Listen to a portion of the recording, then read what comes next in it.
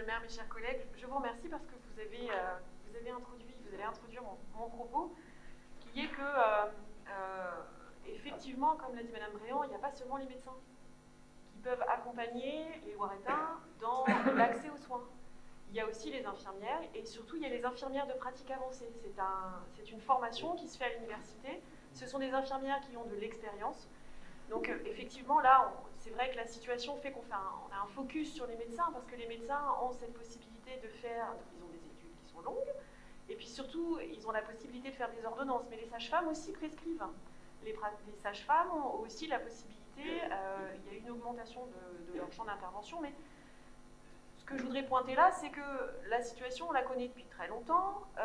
Où est la place de l'État? L'État, moi je considère qu'il met les Loiretains et les Orléanais dans une situation de non-assistance à personne en danger, parce que les gens ne peuvent plus être pris en charge correctement dès le début de la prise en charge de leurs soins. Tout simplement, quand on appelle, on n'a pas les bonnes personnes. C'est très compliqué. Et puis, en même temps, on voit bien ce que la Covid a fait. Déjà, nos hôpitaux étaient à moitié mourants, et là, on a vraiment plus que les deux genoux à terre. Des services ont été fermés, tout ça, c'est pas nouveau, c'est vrai. Et les soignants sont dans un état de souffrance, pas seulement les médecins, comme vous l'avez dit tout à l'heure, Madame Bréant, c'est-à-dire qu'à un moment donné, les soignants sont plus en mesure d'accueillir tous les gens qui ont besoin de soins. Et il y a un souci aussi, c'est que où est la prévention? C'est-à-dire que la prévention, on a tendance à l'oublier. Une fois qu'on fait les choses, c'est trop tard.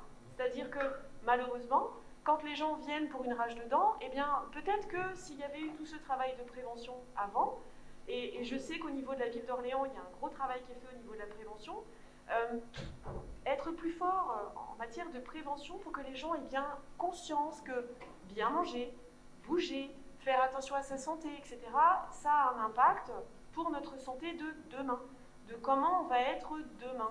Et c'est vrai que dans l'organisation des soins, effectivement, on a carrément traversé le mur, on a besoin de docteurs, mais malheureusement, les docteurs, il faut les former pendant de longues années, et c'est nécessaire.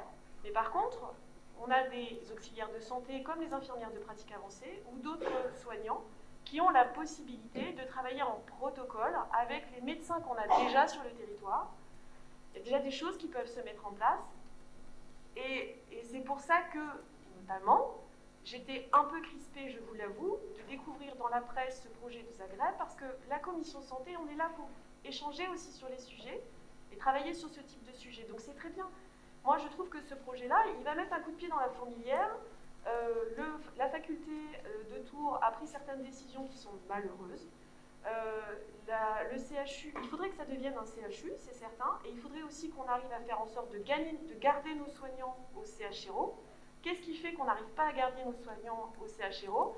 Qu'est-ce qui fait qu'on n'a plus de chef de clinique? Qu'est-ce qui fait qu'ils ne sont pas suffisamment nombreux pour pouvoir encadrer les fameux 500 médecins dont on a besoin? Et comment ça se fait, et je rejoins les propos de M. Chancel et tout le monde, c'est comment ça se fait qu'on doit faire à la place de l'État? Bon sang de bois. Comment ça se fait qu'aujourd'hui, c'est une ville qui va aider à financer des études de médecine d'étudiants qui vont venir de l'étranger? On marche sur la tête. Je vous rejoins complètement. Par contre, c'est vrai qu'il serait intéressant, je pense, que l'on puisse travailler avec vous en commission sur PAIS.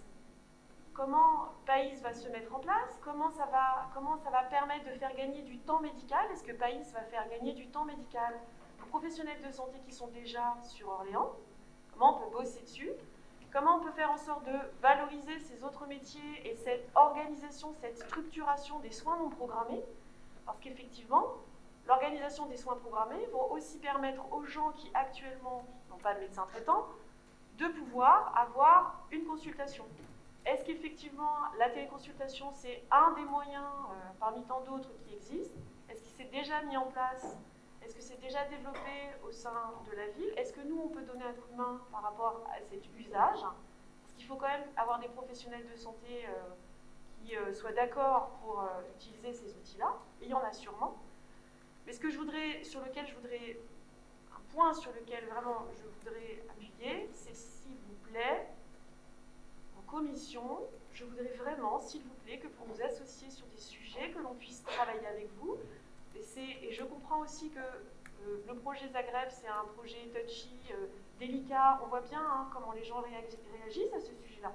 n'y a vraiment pas de souci. Mais c'est vrai qu'on peut travailler sur d'autres sujets. La prévention, voilà, on peut aussi faire en sorte que les gens aient accès à la santé grâce à la prévention. Voilà, je vous remercie.